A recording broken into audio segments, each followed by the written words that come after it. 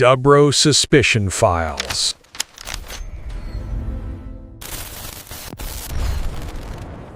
All right, today we're cracking open a case, a dossier really, that's been a ghost in pop culture for more than 20 years. We're going to cut through all the noise, the headlines, the rumors, and really try to piece together the final tragic act of a true icon. So let's dive right in. Okay, to really get what happened, you have to put yourself there. Picture it. April 1st, 2003, Hong Kong. The city is, well, it's practically a ghost town. Everyone's wearing masks. The whole place is just paralyzed by the fear of the SARS epidemic. You know, staying inside wasn't just a good idea, it was the rule. The vibe, honestly, it was apocalyptic. And right in the middle of all that citywide panic, Hong Kong's brightest star, the man everyone called Gore, Big Brother, he makes this final, unthinkable choice. And the question that's been hanging in the air ever since is just, why? What happened? So right away, the story of his death just splits down the middle. On one hand, you have the reality, the heartbreaking, documented story of a man battling clinical depression. But on the other hand, a whole mythology pops up. We're talking murder plots, crazy conspiracies, elaborate hoaxes that just refuse to die. So today, that's our job, to peel back the fiction and get to the forensic facts. Look, to really understand why his death sent such a massive shockwave through the culture, you first have to understand who this man was. Leslie Cheung.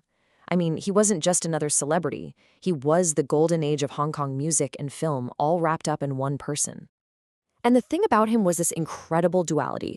One minute, he's the ultimate tough guy in these action movies, right? The definition of cool. But then, in the very next film, he'd completely flip it and explore queer identity and vulnerability with a kind of depth that was just so far ahead of its time.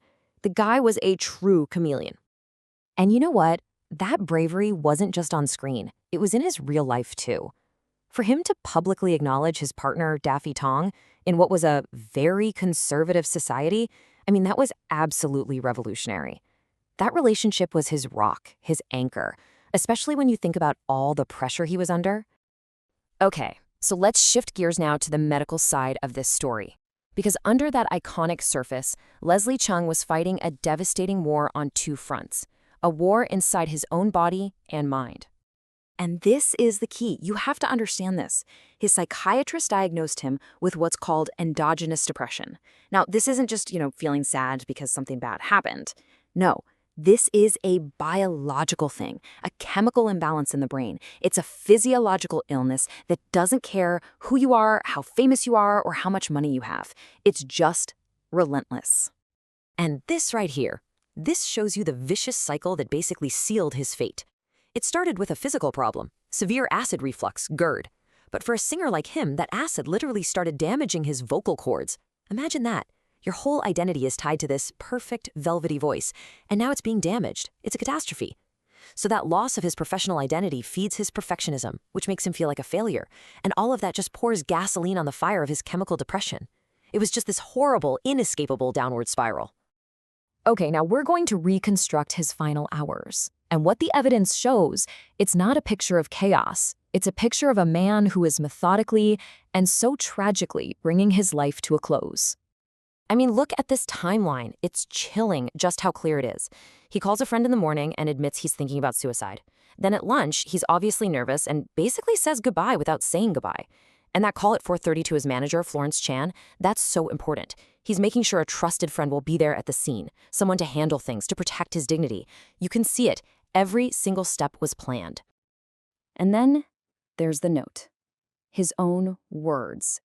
It starts with one word, and it's like a headline for his entire battle: depression. This isn't some cryptic clue pointing to a murder. It's not a confession. It's a diagnosis. It's a cry of pure anguish from a man fighting a disease that he just couldn't beat. All right, so now that we've laid out the facts, let's turn our attention to all those myths and conspiracy theories that popped up. It's time to apply some cold, hard forensic reality to them. Okay, probably the biggest theory, the one you hear the most, is about the fact there was no blood at the scene. People say that proves he was moved, but the forensics here are actually pretty simple. You see, his fall was partially broken by an awning. That caused massive, catastrophic internal bleeding, but his skin didn't break, so all that blood was contained inside his body. A lack of blood on the ground isn't a mystery. It's exactly what you'd expect from that kind of impact. Then you've got the whole autopsy issue. The family chose not to have one, and of course, that just fueled all the cover-up theories. But you have to understand the context. Back then in Hong Kong, it was actually pretty common for coroners to grant waivers in obvious suicide cases out of respect for the family. It was a standard, legal procedure designed to give the family some dignity, not to hide some dark secret. And the other theories? They fall apart just as easily. A love triangle murder? There was never a suspect, and the CCTV shows he was alone. A political assassination? Why? He had no political enemies and was beloved everywhere. And that whole "he's alive and will reappear in 2025" thing? Come on. That was just a nasty hoax that started on social media. Zero truth to it. So, if we put the conspiracies aside, what was the actual, real-world impact of his death? Well, the fallout wasn't just emotional. You could actually measure it. And the numbers? They're devastating. Get this. In April 2003, the month Leslie Cheung died, the suicide rate in Hong Kong went up by 6 times. 6! It's a horrifying textbook case of something called the Werther effect. It's basically a suicide contagion, when a highly publicized death tragically inspires other vulnerable people to do the same. When you look at it on a chart like this, the scale is just staggering. You can see the contagion in black and white.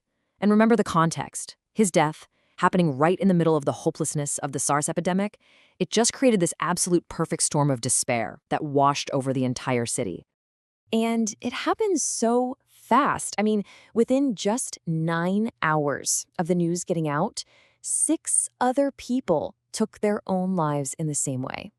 The ripple effect from his private pain became this horrific public tragedy. So all this leaves us with a really tough question, doesn't it? The conspiracy theories, in a weird way, they're comforting. They paint him as a victim of some big, dramatic plot instead of a silent, invisible illness. But maybe the best way to really honor his memory, his legacy, is to let go of those fantasies. Maybe it's to look at the very real, very human pain he was in and to acknowledge it, to accept the truth, even when it's just incredibly painful.